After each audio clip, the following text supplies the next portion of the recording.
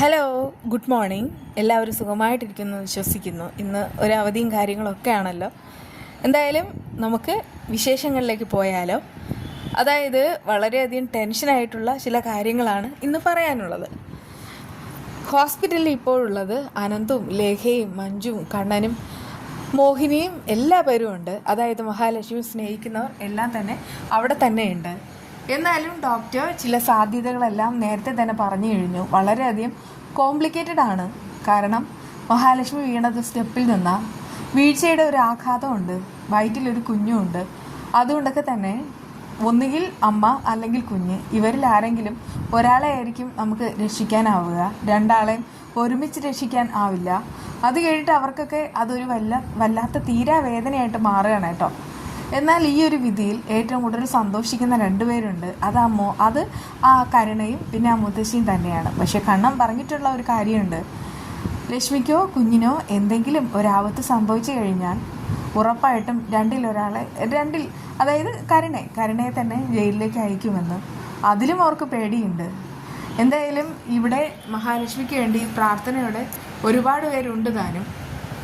ഒരുപാട് പേരെന്ന് പറഞ്ഞാൽ ലേഖയും പിന്നെ നമ്മുടെ ലേഖയും മഞ്ജുവും കൂടെ നേരെ പോകുന്നത് അമ്പലത്തിലേക്കാണ്. അവിടെ പോയിട്ട് പ്രാർത്ഥിച്ചിട്ടൊക്കെ വരുന്നത്.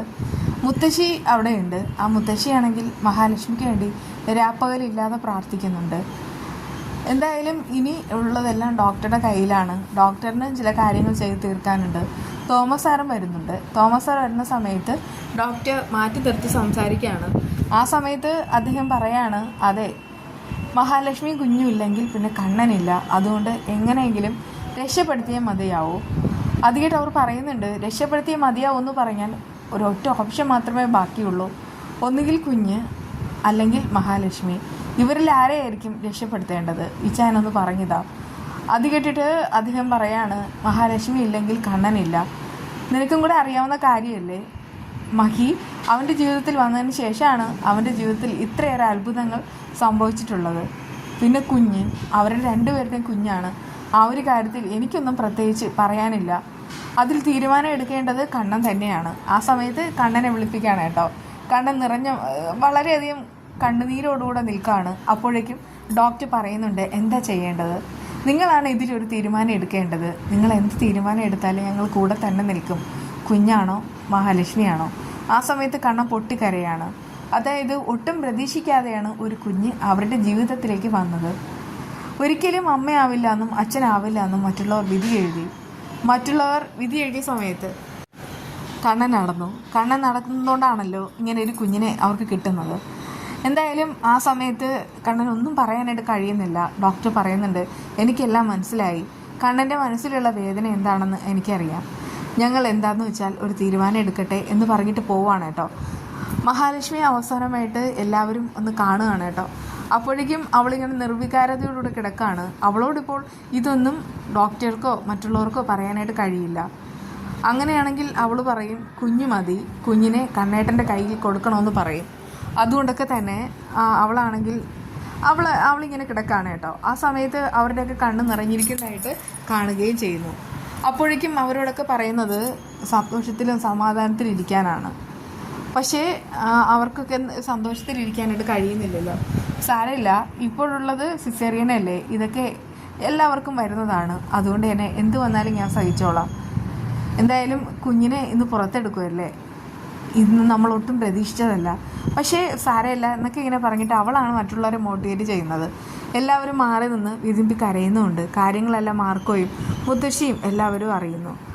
മുത്തശ്ശി മാർക്കോയോട് പറയുന്നുണ്ട്, മോനെ, എന്തായാലും ഞാൻ പറഞ്ഞല്ലോ, ഒരുപാട് പ്രശ്നങ്ങളിലൂടെയാണ് കടന്നു പോകുന്നത്.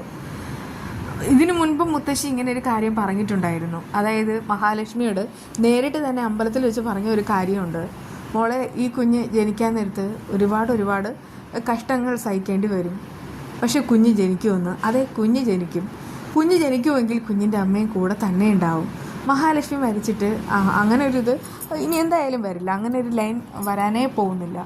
കാരണം മഹാലക്ഷ്മി എന്നുള്ളത് ടൈറ്റിൽ നെയിമാണ്. അതിലുപരിയായിട്ട് മഹാലക്ഷ്മിയാണ് ഇതിൻ്റെ ഒരു ശ്രദ്ധാകേന്ദ്രം. അങ്ങനെയൊന്നും മരിക്കില്ല.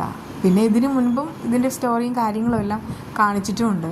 ഇവർക്ക് ജനിക്കാൻ പോകുന്നത് ഒരു മോളാണെന്നും എന്നിട്ട് ഇവർ 3 പേരും സന്തോഷത്തിലും സമാധാനത്തിലും കഴിയുന്നതെല്ലാം കാണിക്കുന്നുണ്ട് കേട്ടോ. അതുകൊണ്ട് തന്നെ നമുക്കിനി ഇതിൽ പ്രത്യേകിച്ച് ആശങ്കപ്പെടേണ്ട കാര്യമില്ല.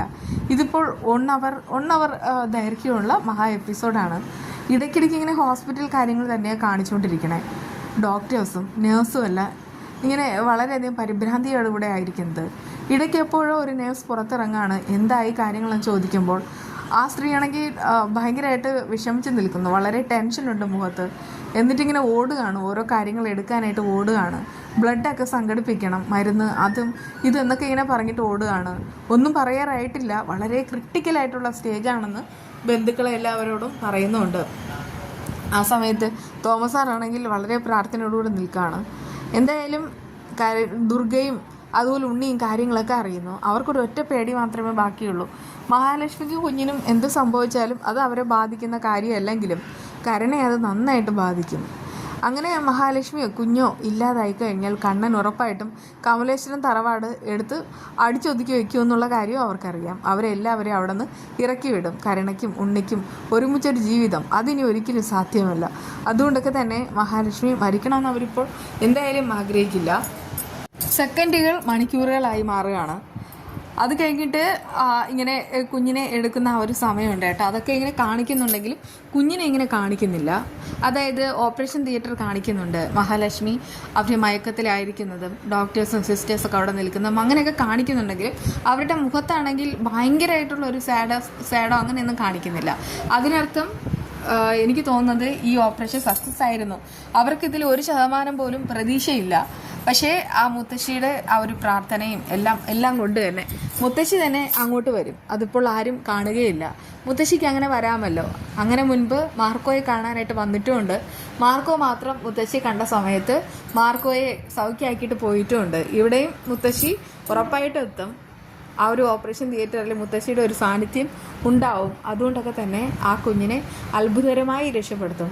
വളരെയധികം അത്ഭുതങ്ങൾ സൃഷ്ടിക്കുന്ന കുഞ്ഞെന്നാണ് പറഞ്ഞിട്ടുള്ളത്. അതുകൊണ്ട് തന്നെ ആ കുഞ്ഞിൻ്റെ അത്ഭുതം കൊണ്ട് തന്നെ മഹാലക്ഷ്മി നോക്കിക്കോ ഒരു പോറൽ പോലും ഏൽക്കാതെ പുറത്തു വരും. അങ്ങനെ അമ്മയും കുഞ്ഞും വളരെയധികം സമാധാനത്തിലും സന്തോഷത്തിലും കണ്ണനോടൊപ്പം തിരിച്ച് കമലേശ്വരം വീട്ടിലേക്ക് പോകുന്ന സമയത്ത് പലരും ഞെട്ടും. ഇനി നോക്കിക്കോ കണ്ണനാണെങ്കിൽ ഇതുവരെ കുഞ്ഞൊന്ന് ജനിക്കാൻ വേണ്ടിയിട്ടാണ് വെയിറ്റ് ചെയ്തത്. ഇനി കണ്ണൻ പോകുന്നത് നടന്നു തന്നെയാണ്. എല്ലാവരുടെ മുന്നിലൂടെ നടന്നു വരുന്ന ആ ഒരു കണ്ണനെ നമുക്കിനി കാണാം. അതെ, നമുക്ക് പോലും ഇത് എന്താ കണ്ണൻ ഇങ്ങനെ വീൽ ചെയറിലിരിക്കുന്നത് കണ്ട് മടുത്തു. ഇനി നടക്കാൻ പോകുന്നത് അതൊക്കെ തന്നെയായിരിക്കും. ഇനി ഒരു തിരിച്ചടി അവരുടെ ജീവിതത്തിൽ ഉണ്ടാവില്ല. എന്നാൽ കരുണയ്ക്ക് കിട്ടാൻ പോകുന്നത് വമ്പിച്ച തിരിച്ചടി. എന്തായാലും ആ വിശേഷങ്ങളാണ് ഇനി വരാൻ പോകുന്നത്. ആരും സ്കിപ്പ് ചെയ്യരുത്. ഇന്നത്തെ ഈ ഒരു വിശേഷം ഇഷ്ടപ്പെട്ടെന്ന് വിശ്വസിക്കുന്നു. നമുക്ക് വീണ്ടും കാണാം. ബൈ.